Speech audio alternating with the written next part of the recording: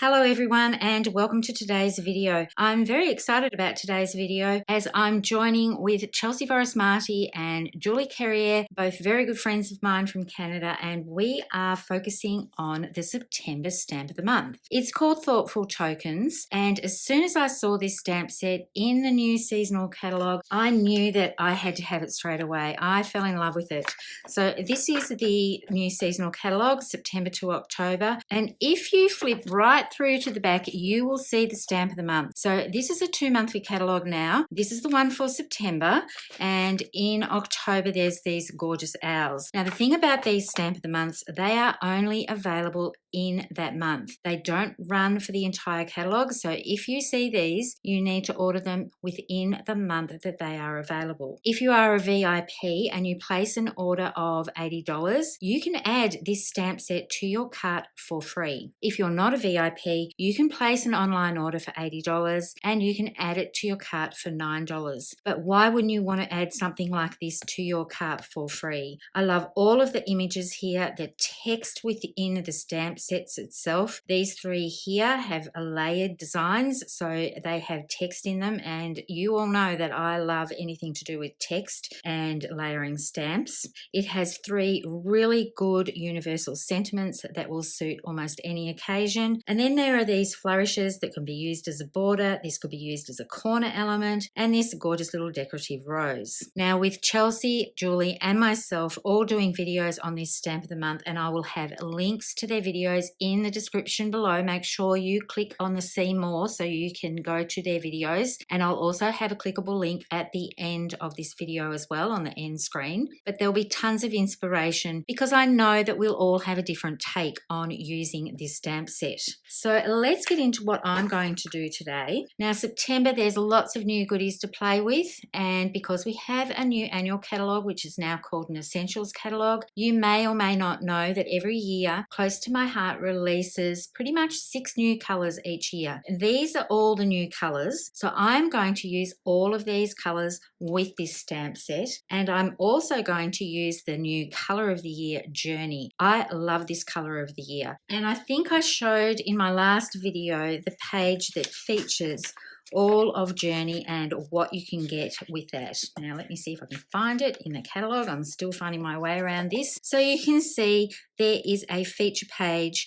with the Journey ink colour. There's a re-inker, of course, sequins, glitter gems, dots, shimmer brush, shimmer trim, and it's not pictured here, but there's also glitter paper as well, which is so pretty. So I'm going to put these inks aside. I'm going to make one card on camera with you from start to finish. I'm going to show you a scrapbook layout as well, and then I'm going to bring in a whole heap of samples to show you and some comparisons with some retired colours as well. So let me just move these all off to the side. I love that our inks are magnetic. It makes it so easy to open and close them. They just stack right in. They stack on top of each other and stay together as well because they're all magnetic, and the labels are all printed on the end as well as on the top. So the way I store them is stacked off to the side of my work area here, so I can see exactly what colour I'm going to be working with. I've already got a card panel cut, and it measures 4 inches by 5 1/4 inches because I do want a border around the edge of it. And I've got all the stamps that I'm using today from this stamp set. I'm not using any other stamp set. I'm just using all the ones from this Thoughtful Tokens. I've got the butterfly, this gorgeous frame with the text and the flowers, the film strip. I'm going to be using this postage stamp, and you can see I've put it on a shorter block. I could have put it on a block this size, but I didn't want this area here to stamp, so I've left that off the edge, and I'll explain that to you while I go through the process of it. And today I'm going to be making thank you cards, but you can use this with any sentiment. I'm going to be doing a lot of stamp layering and some blending, and then I'm going to bling it up just a little bit as well. So let's get into this.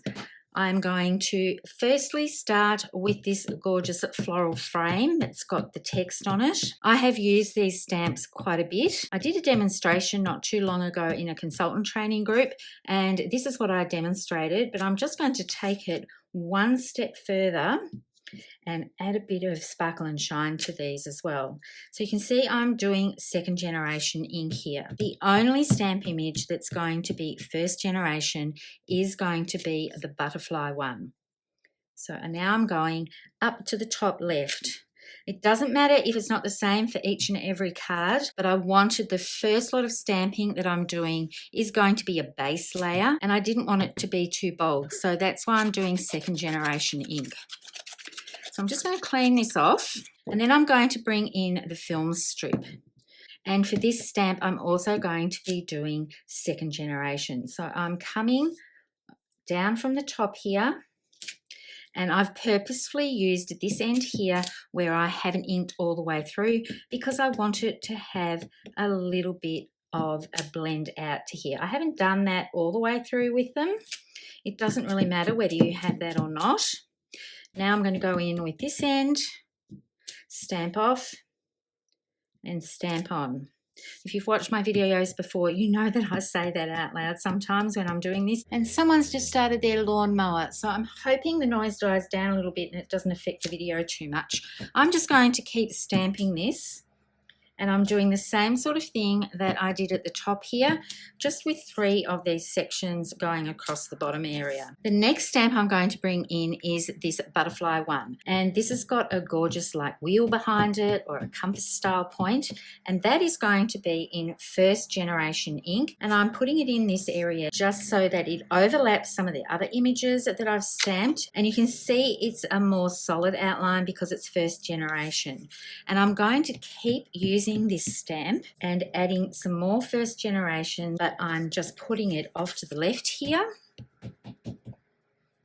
and then across the bottom as well, and then I'm going to repeat that up in this top right corner. I have turned this around so that it's a bit closer to me and I don't get my head in the way while I'm doing the stamping.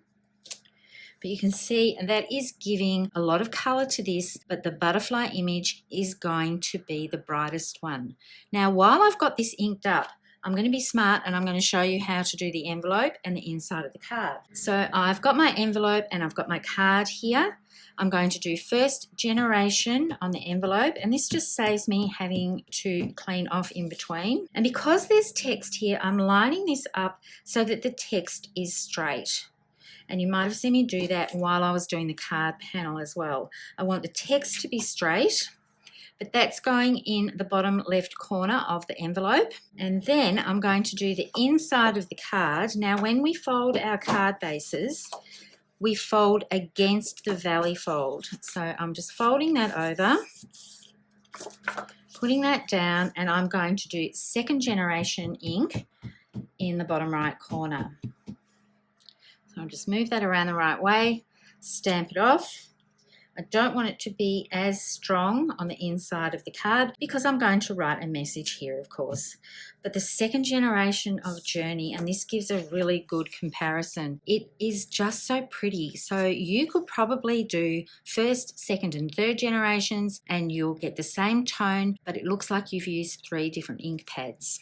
Now I'm just going to clean this one off, and then I'm going to stamp the back of the envelope, and I'm going to use this little postage stamp one.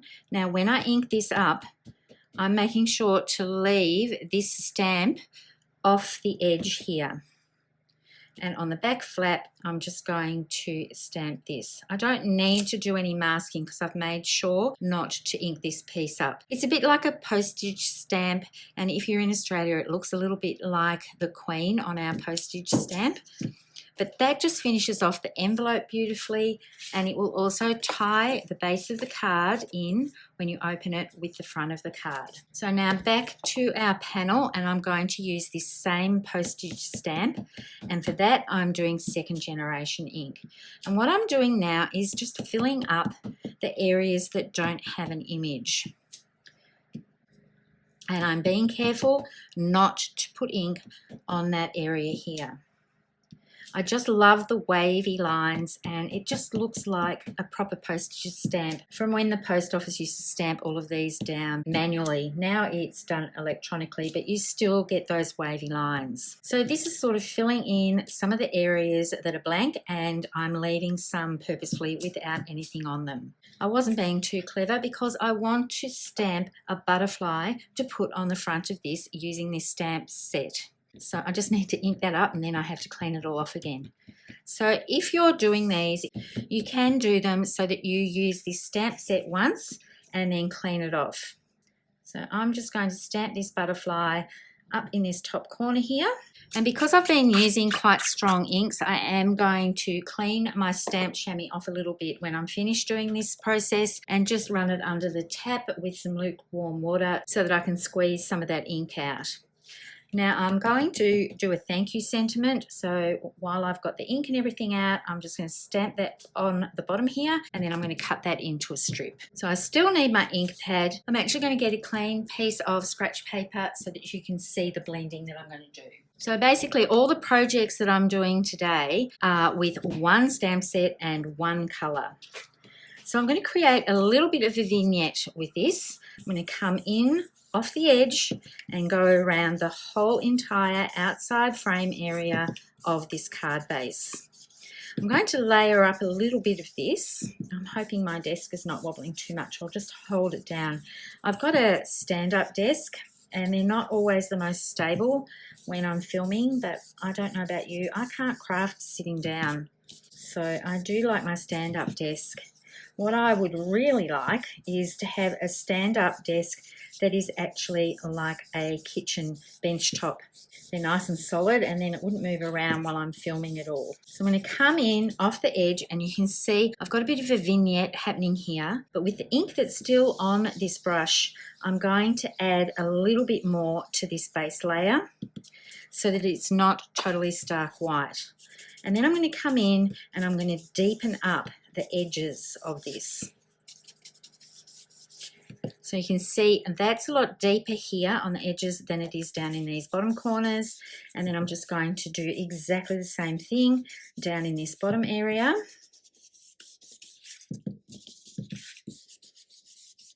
And do the same on the bottom left area as well, and just bring more of that ink in. If you wanted more white, you could leave it white, but you can colour this whole entire panel if you wanted to. Trying to do tone-on-tone stamping sometimes works really well when you're using certain cardstock colours, but some cardstock colours don't perform so well when you're doing second generation. So now I'm just going to tap off a little bit and add a little bit of colour to that butterfly. I'm going to trim my sentiment down. And now that I've trimmed that down, with the ink that is already on the brush, I'm not going to ink this up just yet. I will if I need to add more to it, but sometimes you can just do this with what ink is left on your blending brush. So I'm giving this a bit of a blue tone with the Journey. It's such a pretty colour, and I think you'll be surprised actually when you see all the cards and how wonderful they look just with tone-on-tone stamping with first and second generation ink and then blending. So now I just need to fussy cut this butterfly out. Now there are layers of stamping behind here, so I am just working out what I would think would be like a little white border. It doesn't matter that there is stamping behind this because I'm layering it up over the top of this piece here. So this area will have a bit of white and a little bit of the ink blending part, and you can see, oh, I went a bit too close there. But that's okay, I've just gone back out again because I'm going to be putting foam tape on this. No one's really going to notice if you make a little error when you're doing your fussy cutting and not leaving quite the same amount of space all the way around. It's quite an easy image to cut out. So now all that's left to do is for me to adhere this to the card and add a little bit of bling. So I've got my card base here. I've got to make sure that I've got this stamped bit down in the bottom right corner. And then I just usually apply my adhesive direct to the card base. Card base is 4 1/4 by 5 1/2, and my card panel is 4 inches by 5 1/4. So you can see that I get this good 1/8 of an inch border all the way around the outside. Just need to move that over just a little bit. And I love the white border here. It gives a little bit of separation and it just shows the ink blending off really beautifully. And then I'm adhering my sentiment direct to page.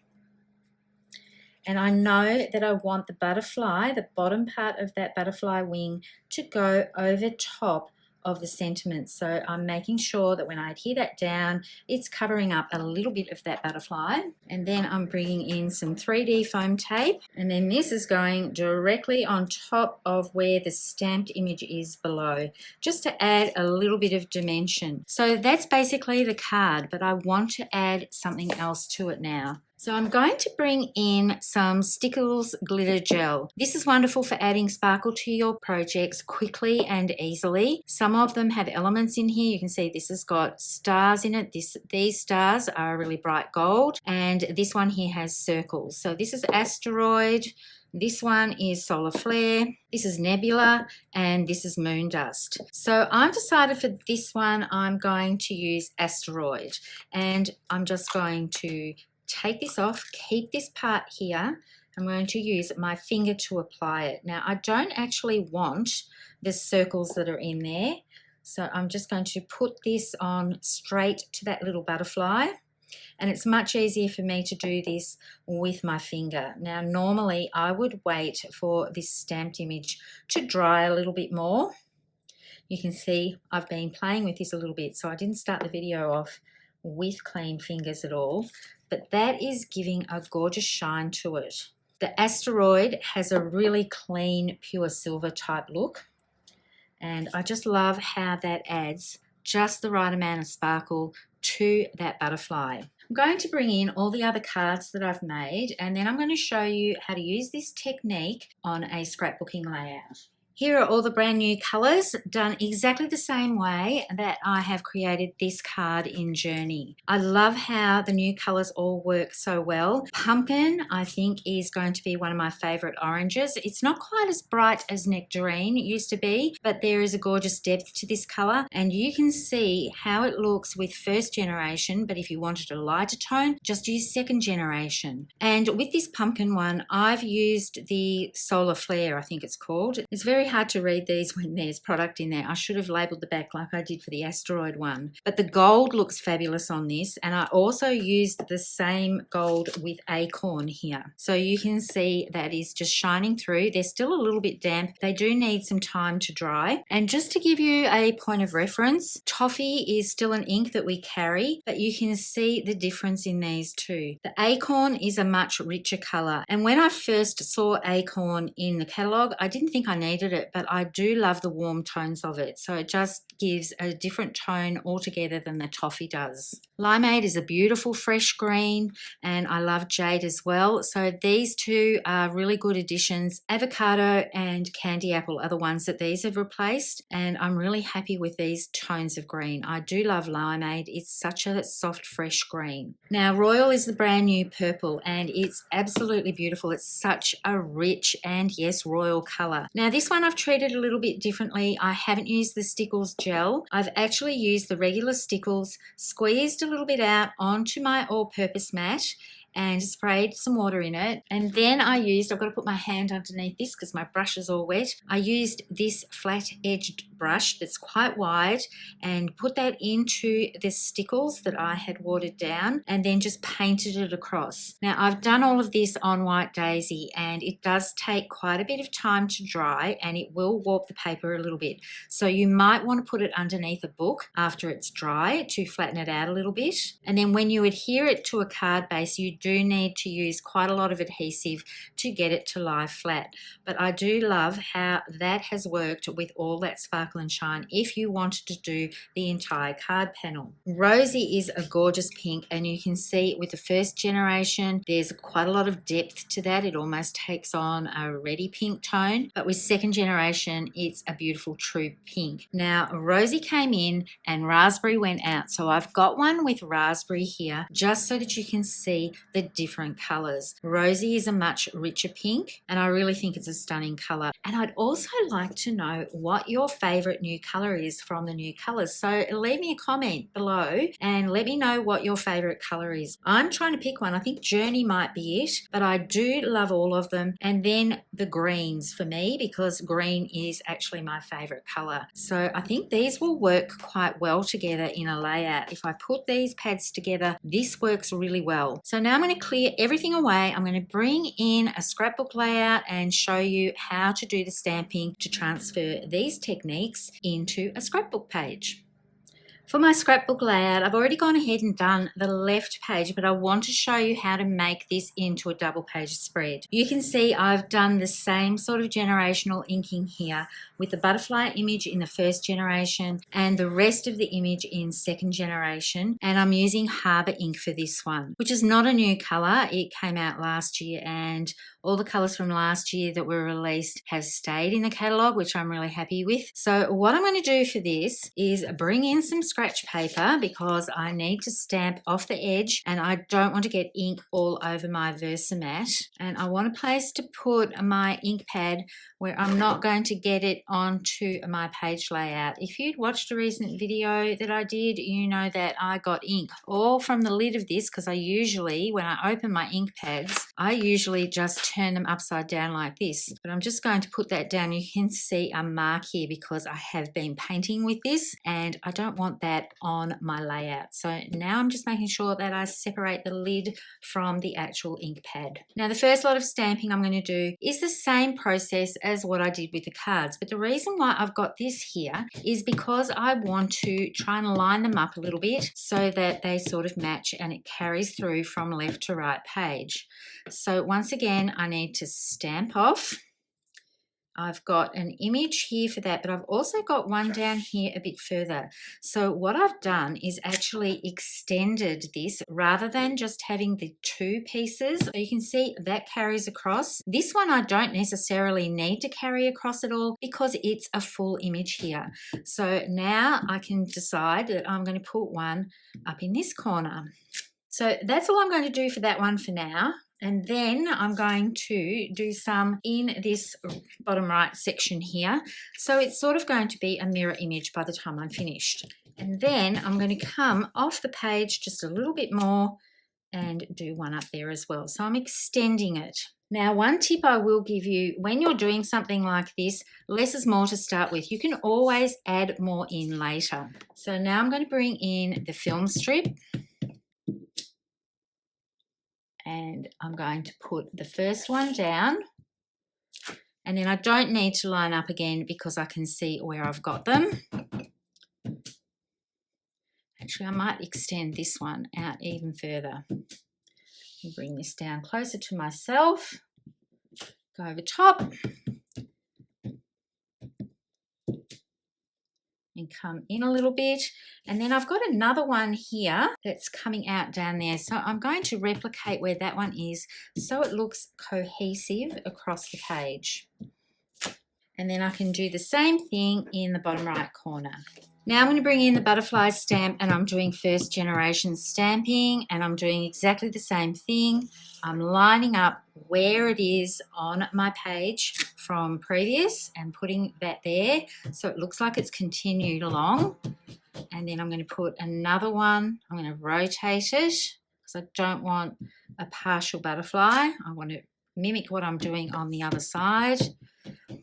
And then I think for this one, because I've got just a tiny section here, I'm just going to see what that looks like if I do that over the top of the butterfly. And I think that's going to work quite well. I love how all of this is looking. So now I need to do some stamping down in this section here. So now I'm bringing in that postage stamp. I've still got it hanging off the edge of my block. And I'm going to stamp off and start filling in these sections. And this will join up all of the stamping and make everything look nice and cohesive. I'm not trying to match up what is on the other side at all. I'm just bringing this in to finish off all of these layers. So you can see this is the part here where the image didn't quite stamp properly, but it doesn't matter because I'm layering this stamp directly over top and no one's going to know that that wasn't a true impression. And then I can repeat this stamping over on this area here, making sure that I don't ink up that piece at all, and making sure that I'm stamping off each time. So you can do as much or as little of this as you like.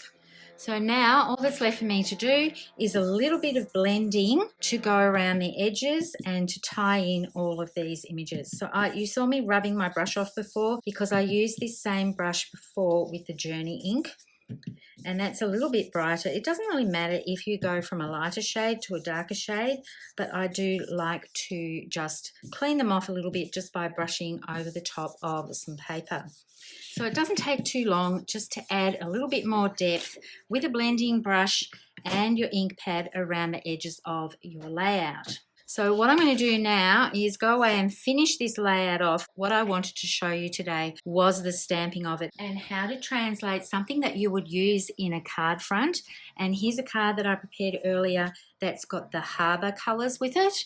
And this is one that I did with mist. So I've done it actually on mist cardstock, and that worked quite well with the first and second generation inking. But as I said before, not all colours are the same. I did try it with raspberry and that didn't work that well at all. So that's why I started doing all of these with white daisy. And you can see here with lining everything up with the left page, it continues the pattern across. If you wanted to, you could do some more stamping behind photo mats. And if you use stickers, you could do some of this stamping behind the stickers as well, just to ground everything. And let me know in the comments below if you're a card maker only or a scrapbooker only, or if you do a little bit of both. I don't generally share a lot of card making videos on my YouTube channel anymore. I used to do quite a few, but lately I've been focusing on scrapbooking layouts. So let me know if you would like to see more videos with card processes. But I think what I'll do is something like this. I might make some cards and then show how to make a scrapbook layout from those techniques. This stamp layering and then doing the blending is a whole lot of fun. There is no right or wrong as long as you bring everything in together and layer it all up and connect things. That is the trick with doing this sort of stamping. You're creating clusters of stamped images. So think about when you use stickers and you bring them in and you make everything belong by clustering them together and making them touch. That's what works with stamp layering. As I said earlier, don't forget to check out Julie Carrier and Chelsea Marty's videos. As usual, I will have everything I used in the description box below. I will share photos of the completed scrapbook layout and also the cards on my Instagram and also on my CTMH Facebook page. I'll have links for those below as well. Thank you so much for tuning in. As always, happy crafting and bye for now.